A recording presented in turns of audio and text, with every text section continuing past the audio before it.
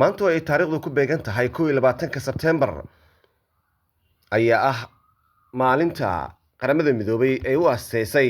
in ay noqoto maalinta caalamiga ah ee nabadda adduunka. sanadii 1981 ayaana shirkii qaramada midoobay ee loo dhamaa waxaa la isku raacay in 21 Sebtembar ay noqoto maalinta caalamiga ah ee nabadda adduunka. waxaana maanta oo kale meelo kala gedisan oo dunida ah loogu dabaaldegaa maalinta nabadda adduunka.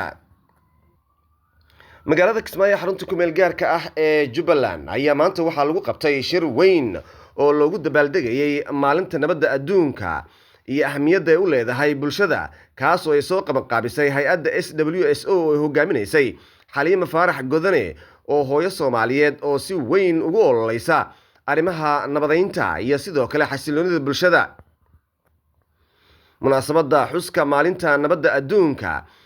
oo ay soo qabanqaabisay SWSO ayaa waxaa ka soo qayb galay qaybaha kala duwan ee bulshada iyo xubno ka socday golayaasha kala duwan ee dowladda Jubbaland, waxaana si qoto dheer looga hadlay ilaalinta nabadda deegaanada Jubbaland iyadoona ay si isku mid ah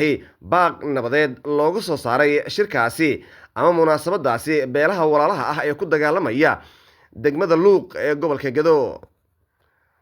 ugu horreyntii waxaa munaasabadda hadal kooban ka soo jeedisay Xaliima Faarax Godane, madaxa guud ee hay'adda SWSO. waxaan leeyahay degmada Luuq waxaa dowladda Jubbaland ee ka samaysay in ay heshiis kala dhex dhigtay oo hadda ka hor ilaa min madaxweyne ilaa iyo bulshadaba ay ka qayb qaateen sidii maaragtay walaalo iyo deegaankaas ay ugu wada noolaan lahaayeen walaalaha wada degan. waxaa dib u soo cusboonaaday haddana maaragtay dagaalkii shalay u dambeysay waxaa ka dhacay dagaal annagoo isku duuban oo bulshada Jubbaland ah waxaan ugu baaqaynaa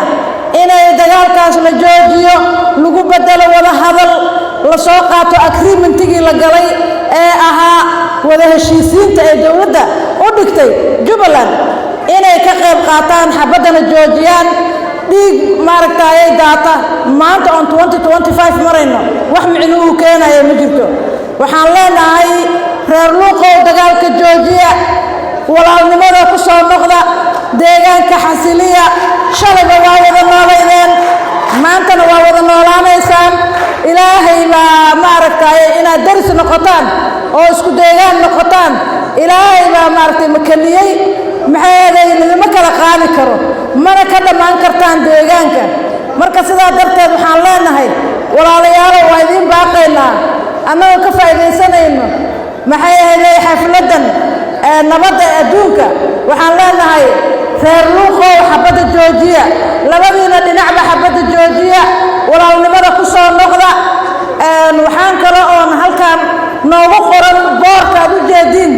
peace agreementigii Luuq waxaan ugu soo darnay inaan dadka xasuusino in heshiiskan dib loo unkamo oo maaragtay loo advocacy gareeyo oo maaragtay loo qareemo sidii heshiiskaas dib loogu soo noqon lahaa oo labada dhinacba ay ugu soo noqon lahaayeen. annaga waxaan ka shaqaynaa nabadda meel kasta oo wax ka dhacaan waa ognahay. waxaan ku xasilnay ee maanta gobollada kale iyo isteedyada kale aan kaga duwannahay waxaa weeyaan nabadda aan dhammaanteen u istaagnay oo qayb gaara aysan lahayn. dhammaan hadday tahay dowladda, hadday tahay shacabka, hadday tahay dhinac kastaba waxaan u istaagnay reer Jubbaland haddaan nahay nabad baan u istaagnay. nabaddii aan ka shaqaynayna waan ku xasilnay. maanta reero is haysta kama jiraan, maanta maaragtay dad aan hubaysan oo maaragtay ayna dowladda gacanta ku haynin kama jiraan. taas waxaa dhalisay in dhammaan aan ka wada shaqayno nabadda, xasiloonidan iyo sharaftan iyo karaamadan waxaan ku yeelanay nabadda aad ka shaqaysay shakhsiyan adiga aad ka shaqaysay. qof kasta wuxuu u istaagay inuu gurigiisa ka bilaabo oo uu nabadda ka shaqeeyo. saa darteed waxaan leenahay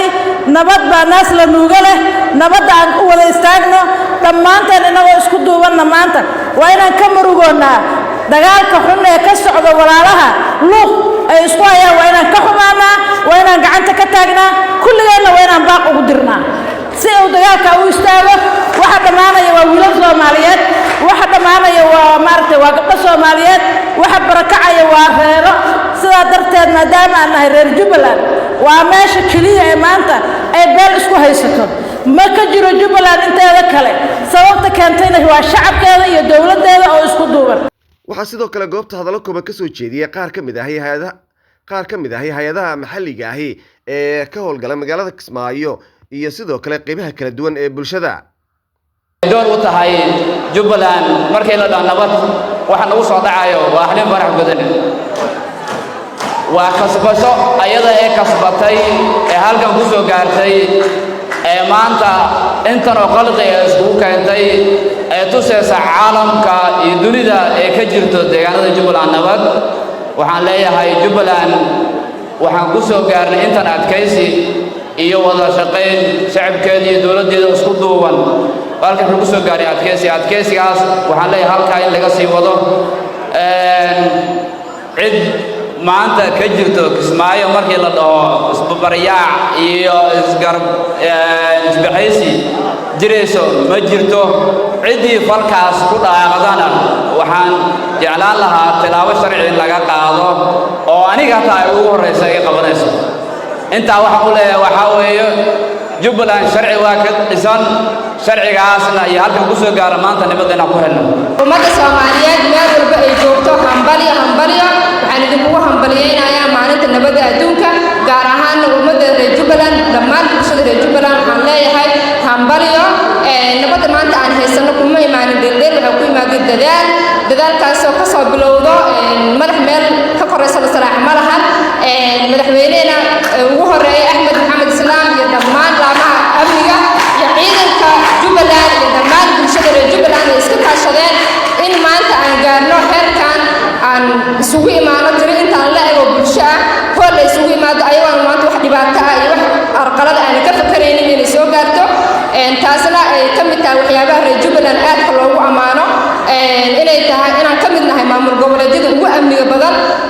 marka noo eego magaalooyinkeena xorta ah marka loo eego kuwa Soomaaliya qaybteeda kale maamul goboleedyada kale inaan nahay maamulka ugu amniga badan taasna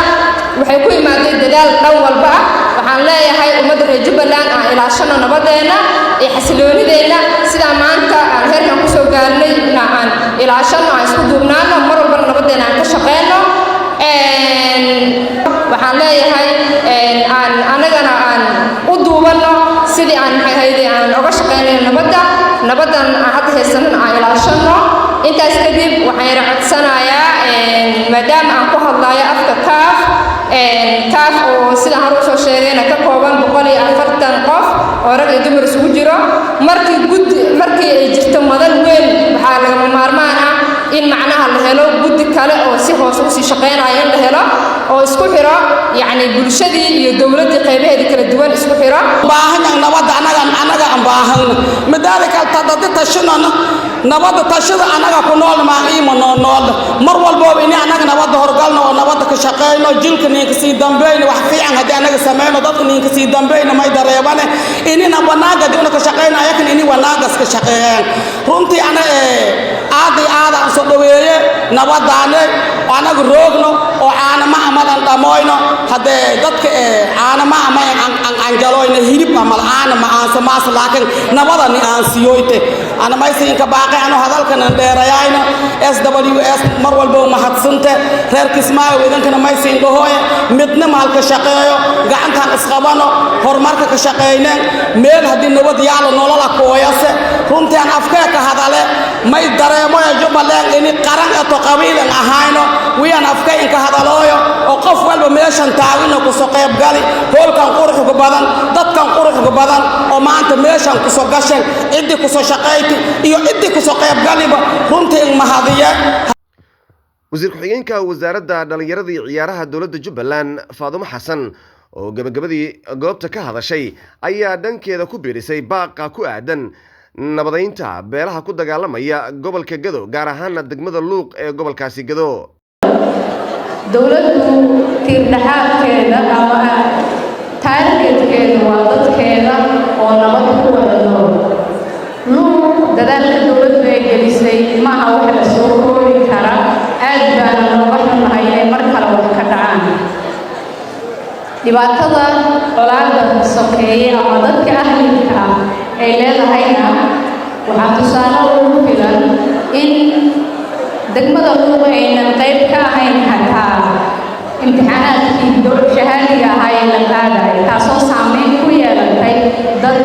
dhalinyaro ah oo da'yar waxaan ku baaqaynaa colaad ahli ah nin ka gaaray guul ma jirto nin magac iyo maamuus ka helayna kuma jirto kan dhimanaya ee dhiig baxaya ka barakacaya intaba nin ay faa'iido ugu jirto male dadka reer Luuq waxaan leenahay nabada ina anfacda ina deeqda inagu filan waynaan nabad waxaanan ahayn aanan loogu baaqin kuwa horboodaya colaadana waxaan leenahay walaalayaal ilaahay u noqda dad islaamaa tihiin qofka muslimka ah dhiiggiisa walaalka muslimka xaaraan buu ka yahay waxaan idin leeyahay nabad wasiirka wasaaradda cadaaladda ee dowladda Jubbaland oo goobta ka hadlay ayaa dhankiisa sheegay in ay ka dowlad ahaan diyaar u yihiin in ay ka shaqeeyaan nabadda waxaana uu sheegay in ay jiraan kuwa ka shaqeynaya nabadgelyo darro isla mar ahaantaana dowladdu ay go'aano waaweyn ka soo saari doonto waxaad ogtihiin Jubbaland inay ku astaysnayd weligeedba gobollada nabadda xoolaha waxa ugu nabad jecel maroodiga uguna xoog weyn maroodigu wuxuu ku nool yahay Jubbaland weligiisna ku noolaa hadeerna waa laga helayaa sababta uu meesha ugu nool yahayna waxa weeye nabadda meel uu nabad ku helay ma joogeen marka haddii aan xayawaankii nabad gelinay su'aashu waxay tahay annagu maxaa isu nabadgelin weynay annagu waxaan isu nabadgelin weynay waxaan nagu dhex jirtaa faragelin ka baxsan Jubbaland ama dawladda Jubbaland ama ha ahaato dawladda federaalka ama maamul goboleedyada kale oo aan dariska nahay ha noqoto ama dawladaha dariska ha noqoto faragelin kale ayaa ku jirta waxaan leeyahay joojiya faragelinta aad ku haysaan Jubbaland dadka colaadda wadana waxaan leenahay joojiya colaadda arinta lagu soo celceliyay ee gobolka Gado boqolkii 90 waxa colaadiisa horinaya dawladda dhexe ee federaalka Soomaaliya Jubbaland way ka hortagtay way isku dayday inay nabad ku soo dabaasho ilaa heer madaxweyne baa laga hadlay gudiyaal loo diray aqoon-yahanaa loo diray xildhibaano baarlamaan baa loo diray wasiiraa loo diray markastaba markii nabad lagu soo dabaalo ayaa colaad haddana dib loo horinaya waxaan leenahay ka daaya dadka Soomaalida colaadda dadka walaalaha ah ma mudna colaad in la isdilo in la isdhaco in la isbarakaciyo ma mudna waxaan leenahay fargelinta ka daaya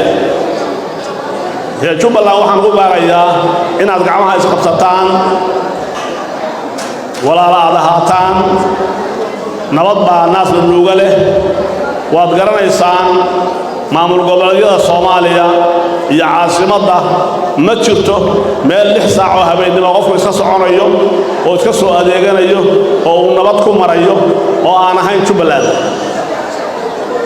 taasna waxa ka shaqeeyay maamulka Jubbaland iyo idinka oo hor fadhiya oo madaxweynaha ku yahay madaxweynaha Jubbaland Axmed Maxamed Islaam ciidamada qalabka sida iyo dhammaan hay'adaha nabadda ka shaqeeya ayaa suuro geliyay inaad nabad ku noolaataan inaad xaragootaan inaad shirtaan inaad arrimihiina si nabad uga wada hadashaan ayagaa sabab Ilaahay uga dhigay